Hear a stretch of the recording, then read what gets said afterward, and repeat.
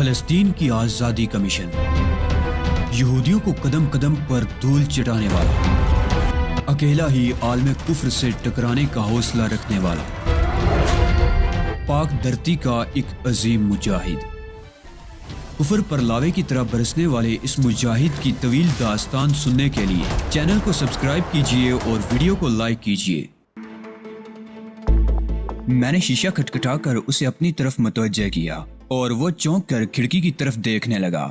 ہم ادھر ہیں لیونارڈ، میں نے اونچی آواز میں کہا، کیا ہم تمہارے پاس آ سکتے ہیں؟ آ جاؤ، لیونارڈ نے جواب دیا، میں اپنا کام مکمل کر چکا ہوں، اب صرف تمہارا کام باقی رہ گیا ہے۔ میں پیٹر کی طرف متوجہ ہوا، میرا خیال ہے ہمیں ایک ٹیپ ریکارڈ کی ضرورت پڑے گی، تم چلو، پیٹر نے کہا، ٹیپ ریکارڈ لے کر ابھی آتا ہوں۔ کیا ہم لوگ بھی تمہارے ساتھ چل سکتے ہیں چیف؟ برڈ نے مجھ سے پوچھا۔ تمہاری مرضی ہے، ویسے بہتر یہی ہوتا کہ تم سو جاتے، تمہیں نیند آ رہی ہوگی۔ آ رہی تھی، برڈ کے بجائے سلویا نے جواب دیا، لیکن اب اڑ گئی ہے۔ تم نے اتنی سنسنی خیز صورتحال پیدا کر دی ہے کہ اب نیند آنے کا سوال ہی پیدا نہیں ہوتا۔ ہم تینوں افراد اس کمرے سے نکل کر برابر والے کمرے میں پہنچ گئے جہاں بیڈ پر ڈینیل گہری تنویمی نیند سو رہا تھا۔ لیونارڈ نے ہمیں کرسیوں پر بیٹھنے کا اشارہ کیا۔ یہ میرے ٹرانس میں ہے، لیونارڈ نے مجھ سے کہا، میری معرفت تم اسے جو بھی پوچھو گے یہ اس کا جواب دے گا اور جو بھی کہو گے اس پر عمل کرے گا۔ میں نے ٹیپ ریکارڈر منگایا ہے، وہ آ جائے تو اس کے بعد سوال جواب کا سلسلہ شروع کروں گا تاکہ اگر کوئی بات ذہن سے محو ہو جائے تو ہم اسے دوبارہ سن سکیں۔ لیونارڈ نے اس بات میں سر ہلایا، پھر ہم چند منٹ تک خاموش رہے۔ یہ خاموشی اس وقت ٹوٹی جب پیٹر ٹیپ ریکارڈ لے کر کمرے میں داخل ہوا۔ میں چند سادہ کیسٹیں بھی لے آیا ہوں، اس نے ٹیپ ریکارڈر لگاتے ہوئے کہا، میرا خیال ہے اضافی کیسٹوں کی ضرورت پڑے گی۔ ٹیپ ریکارڈر آن ہونے کے بعد میں نے لیونارڈ سے کہا، اس سے اس کا نام پوچھو۔ ایک منٹ، برڈ نے دفعتاً ہاتھ اٹھا کر کہا، اس بات کا کیا ثبوت ہے کہ یہ واقعی ٹرانس میں ہے؟ ممکن ہے یہ ایکٹنگ کر رہا ہو، ایسا ہو سکتا ہے۔ لیونارڈ نے اس بات میں سر ہلایا، مگر ڈینیل کے معاملے میں ایسا نہیں ہے۔ تم یہ بات اتنے یقین سے کس طرح کہہ رہے ہو؟ برڈ نے اس کی آنکھوں میں آنکھیں ڈال کر کہا۔ اس کا انداز بہت جارحانہ تھا۔ میں نے اس موقع پر دخل اندازی نہ کرنے کا فیصلہ کیا۔ میں یہ بات اپنے تجربے کی بنا پر کہہ رہا ہوں، لیکن میری غلطی یہ ہے کہ میں نے آپ لوگوں کو مطمئن نہیں کیا۔ اس نے خاموش ہو کر اپنی جیب سے ایک ماچس نکالی۔ اگر میں آپ چاروں میں سے کسی کو ماچس کی جلتی ہوئی تیلی لگاؤں تو کیا آپ اسے برداشت کریں گے؟ نہیں، میں نے نفی میں سر ہلایا۔ کسی بھی شخص کو اگر جلایا تو وہ رد عمل ظاہر کیے بغیر نہیں رہ سکے گا۔ ٹھیک ہے، اب آپ لوگوں میں سے کوئی ماچس کی تیلی سے ڈینیل کے پیروں کا انگوٹھا جلائے۔ اگر یہ تکلیف کا اظہار کرے تو اس کا مطلب یہ ہوگا کہ یہ اداکاری کر رہا ہے۔ یہ امتحان کافی ہوگا۔ اگر یہ ممکن ہو سکا تو ہم مطمئن ہو جائیں گے۔ برڈ نے اس کے ہاتھ سے ماچس لیتے ہوئے کہا، ابھی نہیں، جب میں کہوں۔ لیونارڈ نے برڈ سے کہا، پھر ڈینیل سے مخاطب ہوا، کیا تم میری آواز سن رہے ہو ڈینیل؟ ہاں، میں تمہاری آواز سن رہا ہوں۔ تمہارے بائیں پیر کے انگوٹھے میں درد ہو رہا ہے، تم سخت تکلیف محسوس کر رہے ہو۔ مجھے بتاؤ کہ تم کیا محسوس کر رہے ہو؟ میں شدید تکلیف میں ہوں، میرے بائیں پیر کے انگوٹھے میں سخت درد ہو رہا ہے، ڈینیل نے جواب دیا۔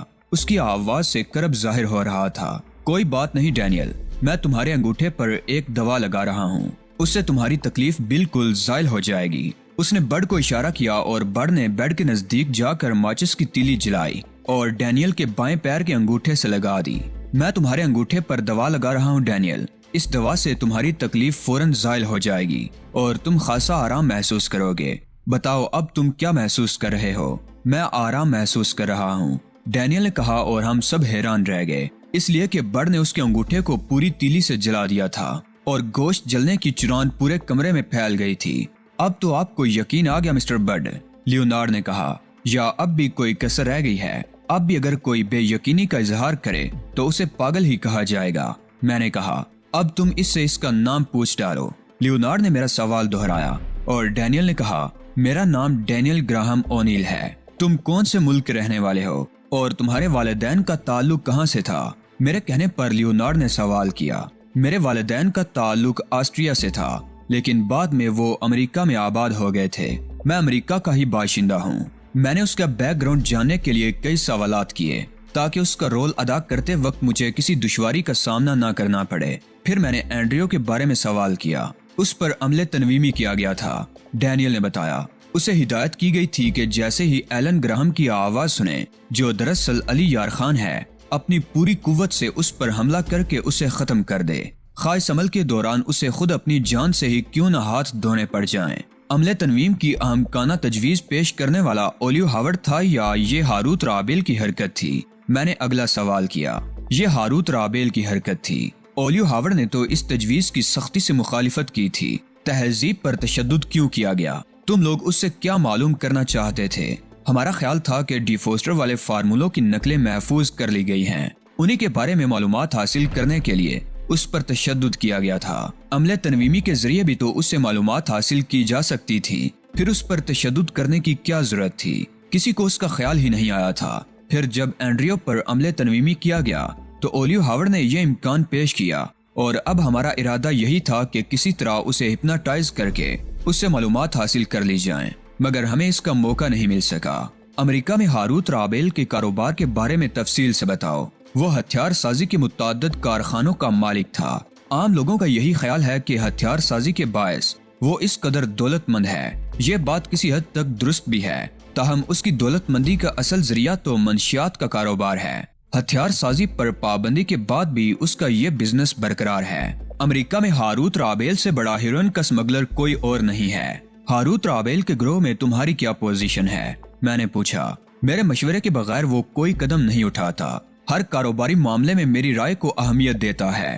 شام میں دوا ساز فیکٹری کے قیام کا مشورہ بھی تم نے ہی دیا تھا؟ نہیں، میں نے اس فیکٹری کے قیام کی مخالفت کی تھی۔ کیوں؟ اس لیے کہ وہ بہت خطرناک کام ہے۔ اگر ہم پکڑے گئے تو بچت کا کوئی راستہ نہیں ہوگا۔ میں نے اپنے جسم میں ہلکی سی سنسنی دوڑتی محسوس کی۔ گفتگو کارآمد موڑ پر پہنچ گئی تھی۔ اس دوا ساز فیکٹری میں کیا خطرناکی ہے؟ وہاں تو صرف کینسر کی دوا تیار کی جاتی ہے۔ دوا ساز فیکٹری تو صرف دکھاوا ہے، اصل کام تو زیر زمین ہوگا۔ اس فیکٹری کے نیچے وسیع و عریض تہ خانے میں، جہاں بڑے پیمانے پر جوہری اسلحہ تیار کرنے کے آلات نصب کیے گئے ہیں۔ فیکٹری کی تعمیر مکمل ہو چکی ہے اور ہم ابھی تک محفوظ رہے ہیں، لیکن کسی بھی وقت ہمارا بانڈا پھوٹ سکتا ہے اور ہم شامی حکومت کی نظروں میں آ سکتے ہیں۔ اس خطرے کی بنا پر میں اس پروجیکٹ کے خلاف تھا۔ میں سناٹے میں آ گیا۔ اس حد تک تو میں نے سوچا ہی نہیں تھا۔ یہ بات تو میرے خواب و خیال میں بھی نہیں تھی کہ سازش اتنی بڑی بھی ہو سکتی ہے۔ مجھے شام کی حکومت پر حیرت ہونے لگی۔ ان کی مملکت کی حدود میں اتنا بڑا واقعہ رونما ہو گیا اور انہیں اس کی ہوا تک نہیں لگ سکی۔ ڈینیل کا انکشاف ایسا تھا جس نے لیونارڈ تک کو چونکا دیا، حالانکہ اس کا ان باتوں سے کوئی تعلق نہیں تھا۔ اس کے باوجود میں نے اس کی آنکھوں میں دلچسپی کی چمک دیکھی۔ مجرمانہ فطرت کا حامل تو وہ تھا ہی، اب یقیناً اس امکان پر غور کر رہا ہوگا کہ ان معلومات سے وہ خود کس طرح فائدہ اٹھا سکتا ہے۔ تم کن لوگوں سے ٹکرا گئے ہو بھائی؟ پیٹر نے میرے شانے پر ہاتھ رکھ کر کپ کپاتی ہوئی آواز میں کہا۔ ان کا پیچھا چھوڑ دو، میں بھی اولیو ہاورڈ کا خیال ذہن سے نکالے دیتا ہوں۔ میں نے تم سے جو وعدہ کیا ہے اسے ہر حال میں پورا کروں گا۔ تمہارا جو جی چاہے کرو۔ نہ تو میں خودکشی کر سکتا ہوں اور نہ ہی تمہیں خودکشی کرتے دیکھ سکتا ہوں، اس نے کہا۔ اس کی آواز لرز رہی تھی۔ مجھے ان کے بارے میں یہ اندازہ ہوتا تو میں پہلے ہی تائب ہو چکا ہوتا۔ ذرا اندازہ تو کرو کہ جو لوگ کسی دوسرے ملک کی حدود میں غیر قانونی طور پر جوہری ہتھیاروں کی فیکٹری قائم کر سکتے ہیں، ہم جیسے بے حقیقت آدمی ان کا کیا بگاڑ سکتے ہیں؟ تم انہیں نہیں جانتے ہوگے مگر میں ان سب سے بہت اچھی طرح واقف ہوں، میں نے تلخ لہجے میں کہا۔ یہ بین الاقوامی لفنگے ہیں اور مجھے کسی لفنگے سے خوف نہیں محسوس ہوتا۔ تم ٹھیک کہہ رہے ہو چیف، بڑ نے کہا۔ ایسے تھرڈ کلاس لوگوں سے تو کبھی بڑ بھی خوف زدہ نہیں ہوا۔ تم تو خیر بہت گریٹ آدمی ہو، تم علی یار خان سے پوری طرح واقف نہیں ہو، سلویا نے پیٹر سے کہا۔ یہ وہ واحد شخصیت ہیں جن سے اولیو ہاورڈ خائف رہتا ہے۔ تم کوئی بھی ہو، میری دعائیں تمہارے ساتھ ہیں، پیٹر نے بھرائی ہوئی آواز میں کہا۔ سچی بات تو یہ ہے کہ میرا حوصلہ جواب دے چکا ہے۔ تمہیں میدان عمل میں آنے کی ضرورت بھی نہیں ہے پیٹر۔ میرا وعدہ ہے کہ تمہارے دشمن کو کیفر کردار تک پہنچانے میں اپنی جانب سے کوئی کسر نہیں چھوڑوں گا۔ اگر کامیاب ہو گیا تو تمہیں اس کی اطلاع بھی ضرور دوں گا۔ تمہیں کوئی اور سوال کرنا ہو تو بتاؤ، ورنہ میں اس کی تنویمی نیند کا خاتمہ کروں۔ ابھی تو ابتدا ہوئی ہے، میں نے پھیکی سی مسکراہٹ کے ساتھ کہا۔ اس سے پوچھو کہ اگر اسلحہ ساز فیکٹری شامی حکومت کی نظروں میں آ گئی تو کیا وہ اس سے فائدہ اٹھا کر ایک ایٹمی قوت نہیں بن جائیں گے؟ لیونارڈ نے میرا سوال دہرایا اور ڈینیل سے کہا، نہیں، اس کا تدراک کر لیا گیا ہے۔ اگر کبھی اس فیکٹری کا راز افشا ہوا तो भी इससे कोई और फायदा नहीं उठा सकेगा। क्यों? मैंने सवाल किया। इसलिए कि फैक्ट्री में जगह जगह ताकतवर बम नस्ब हैं। अगर कभी हमारा राज अफशा हुआ, पूरी फैक्ट्री उड़ा दी जाएगी। इसे ये मालूम करो कि बम किन किन मकामात पर नस्ब हैं। मैंने मुस्तरिबाना अंदाज में कहा, ये बात मुझे नहीं मालूम। डैनियल ने जवाब दिया, तुम्हें ये बात क्यों नहीं मालूम? तुम तो हारूत राबेल के खास आदमी हो। ये मंसूबा हारूत राबेल ने नहीं बल्कि ओलिव हावर्ड ने बनाया था। उसके आदमियों ने इस मंसूबे पर काम किया है। हारूत राबेल ने तो सिर्फ सरमाया लगाया है। वो खुद बहुत सी बातों से नावाकिफ है। ये मंसूबा कब बनाया गया था और इसकी जरूरत क्यों पेश आई थी? तकरीबन 2 साल कबल ओलिव हावर्ड ने यह मंसूबा बनाया था। उसने हारूत राबेल को जोहरी हथियार साजी पर आमादा किया था। फार्मूले भी उसी ने चोरी करवाए थे और शामी हुक्काम से पार्किंसन की हैसियत में मामलात भी उसी ने तय किए थे। चूँकि अमेरिका में उसे हुकूमत की नजरों से ओझल रखना नामुमकिन था, लिहाजा तय ये किया गया कि जोहरी हथियार शाम में तैयार किए जाएंगे।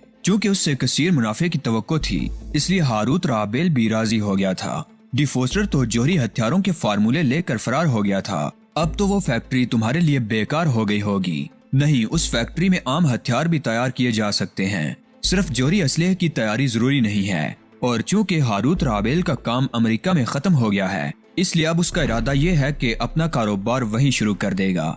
इस आड़े वक्त में ये फैक्ट्री उसके लिए बहुत बड़ा सहारा साबित होगी। मैंने मुस्तरिबाना अंदाज में पहलू बदला। इस तरह शामी हुकूमत की नजरों में ज्यादा अरसे तो धूल नहीं डाली जा सकेगी। हमें इसका एहसास है और इस खतरे से बचने के लिए हम शाम में फौजी इनकलाब लाने की कोशिश करेंगे। ये इनकलाब लाने के लिए जो मंसूबा बनाया गया है वो क्या है, मुझे उसका इल्म नहीं है। ये ओलिव हावर्ड का शोबा है। वही मंसूबा बनाएगा और वही उस पर अमल भी करेगा। उसका कहना है कि शाम के कल्ब में बैठकर ये काम ज्यादा मुश्किल नहीं होगा। डैनियल के इंकशाफात मेरी तवक्को से बढ़कर संगीन थे। मुझे पहले ही खदशा था कि ओलिव हावर्ड कोई बड़ी साजिश करने में मसरूफ होगा, लेकिन मुझे ये तवक्को भी नहीं थी कि हालात इतनी संगीन नोयत के साबित होंगे। बड भी हैरान बैठा था और स्लोया भी कम हैरान नहीं थी। उसके लिए भी ये सब बातें किसी हैरत अंगेज इंकशाफ से कम नहीं थी। क्या ऐसी कोई सूरत नहीं है कि उन बमों को तलाश करके नाकारा कर दिया जाए जो वहाँ नस्ब हैं? मैंने अपने इज़्तिराब पर काबू पाने की कोशिश करते हुए कहा, बमों को तलाश करना इसलिए मुमकिन नहीं है कि उन्हें दीवारों और पिलरों के अंदर चुन दिया गया है। इससे क्या फायदा होगा? जब बमों तक रसाई ही मुमकिन नहीं है तो उन्हें इस्तेमाल किस तरह किया जाएगा? वो रिमोट कंट्रोल बम है, इसलिए उन्हें इस्तेमाल करने के लिए उन तक पहुंचना जरूरी नहीं है। उन बमों का रिमोट कंट्रोल किसके पास है? मैंने तेजी से पूछा। कुल 5 अफराद हैं जिनके पास उनका रिमोट कंट्रोल है। ओलिव हावर्ड और हारूत राबेल के अलावा तीसरा खुद मैं हूँ। बकिया 2 के बारे में मुझे नहीं मालूम। और उस रिमोट कंट्रोल की रेंज कितनी है? इतनी कि उसे तिल-अबीब में बैठकर बासानी इस्तेमाल किया जा सकता है। मुझे अपना दिल बैठता हुआ महसूस हुआ।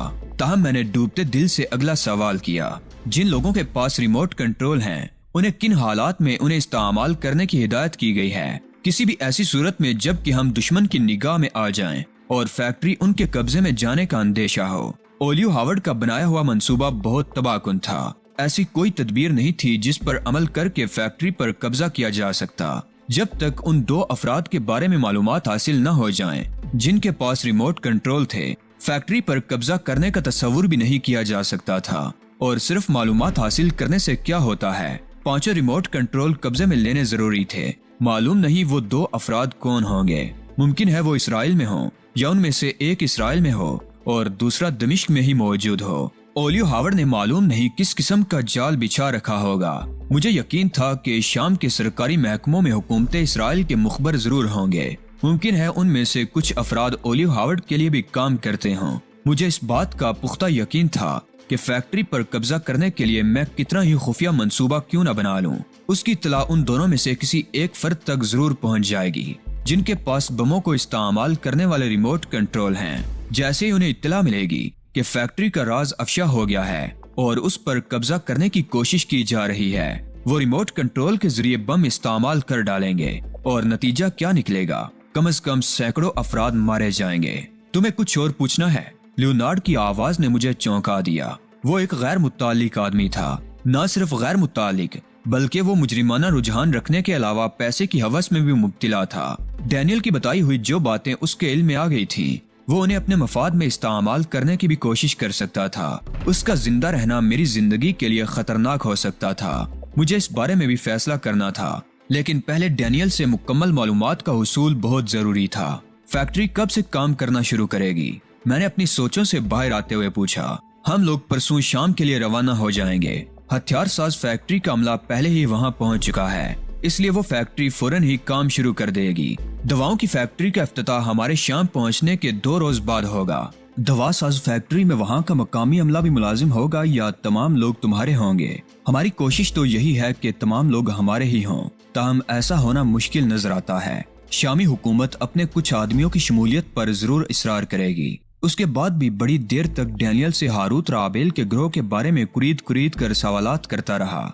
सवाल जवाब के सिलसिले में कोई 3 घंटे लगे और 3 केसें भर गईं। मैंने उसे रिमोट कंट्रोल के बारे में भी मालूम कर लिया था, जो उसके कमरे में मौजूद लॉकर के अंदर महफूज था। पीटर, बड और स्लोया इस पूरे अरसे बड़े सुकून से बैठे रहे, बल्कि वो खासी दिलचस्पी से सब कुछ सुन रहे थे। बिलाखिर मैंने लियोनार्ड से सवाल जवाब का सिलसिला खत्म करने को कहा। अब तुम सिर्फ मेरी आवाज सुनोगे, मेरी किसी बात का जवाब नहीं दोगे और जो कुछ मैं कहूँ उस पर अमल करोगे। लियोनार्ड ने डैनियल को हिदायत देते हुए कहा, तुम यूं ही सोते रहोगे और नींद पूरी होने पर उठोगे। जब तुम जागोगे तो तुम्हें कुछ भी याद नहीं होगा। सोने के दौरान तुमसे जो सवालात हुए तुम उन्हें फरामोश कर चुके होगे। कुछ देर बाद हम सब डाइनिंग रूम में आ गए। लियोनार्ड जाना चाह रहा था, मगर मैंने इसरार करके उसे नाश्ते पर रोक लिया था। ताहम मैंने मौका पाकर पीटर को हिदायत कर दी थी कि अब लियोनार्ड की जिंदगी हमारे लिए खतरनाक है और उसने मुझसे बेफिक्र हो जाने को कहा था। नाश्ते के बाद लियोनार्ड ने इजाजत चाही और पीटर ने उसे कहा, मैं ड्राइवर से कह देता हूँ, वो तुम्हें छोड़ आएगा।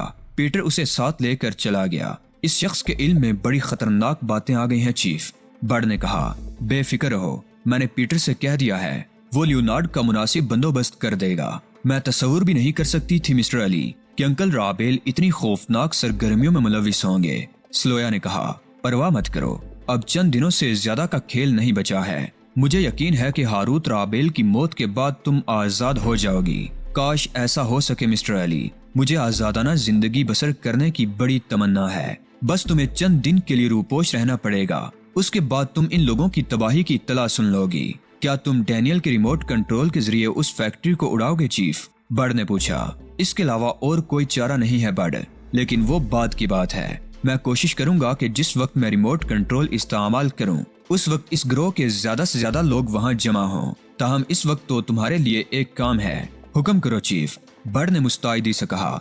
बर्ड तो पहले ही बेकारी की वजह से बेजार बैठा है। डैनियल के चेहरे का मास्क तैयार करो, मुझे दूसरे काम निपटाने हैं और मैं चाहता हूँ कि कम से कम वक्त में ज्यादा से ज्यादा काम हो जाए। ये काम मेरे बस से बाहर है चीफ, बर्ड ने कहा। तुम्हें तो मालूम ही है कि मैं मेकअप का इतना माहिर नहीं हूँ। मुझे मालूम है बर्ड, और मैं तुमसे ये नहीं कह रहा कि पूरा काम तुम करोगे। जाहिर है उसे फाइनल टच तो मैं खुद दूंगा। तुम अपने चेहरे के नकूश तो तब्दील कर लोगे, लेकिन क्या तुम अपनी आवाज से नहीं पहचान लिए जाओगे? स्लोया ने कहा। इसका अंदाजा तो तुम्हें उस वक्त हो सकेगा जब मैं डैनियल का मेकअप कर लूंगा। मैंने डैनियल की आवाज की नकल उतारी और स्लोया मारे हैरत के उछल पड़ी।